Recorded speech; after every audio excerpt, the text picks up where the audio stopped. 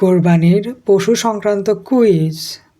পবিত্র কোরআনে কোন ধরনের পশুকে আল্লাহর নিদর্শন হিসেবে উল্লেখ করা হয়েছে? শুধুমাত্র দুম্বা, কোরবানির উট বা গবাদি পশু, বনের হরিণ?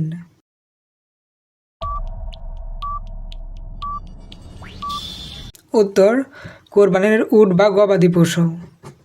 সহিহ হাদিস অনুযায়ী একটি গরু বা মহিষের সর্বোচ্চ কতজন অংশীদার বা শরিক হতে পারে?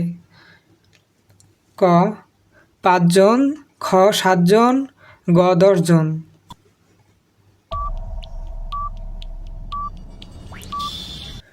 উত্তর, ৭ জন।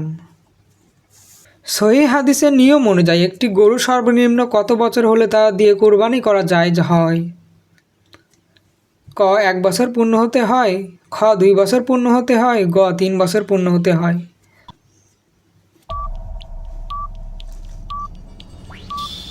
উত্তর, ২ বছর পূর্ণ হতে হয়।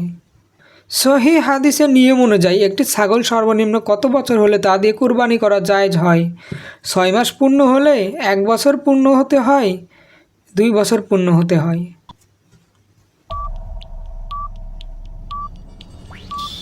উত্তর, ১ বছর পূর্ণ হতে হয়।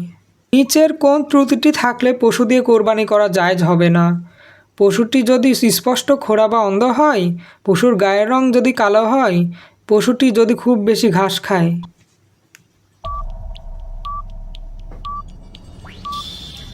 উত্তর, পশুটি যদি স্পষ্ট খোঁড়া বা অন্ধ হয়। পবিত্র কুরআন অনুযায়ী কোরবানির পশুর কোন অংশটি আল্লাহর কাছে পৌঁছায়? পশুর রক্ত, পশুর মাংস, বান্দার তাকওয়া বা পরহেজগারি?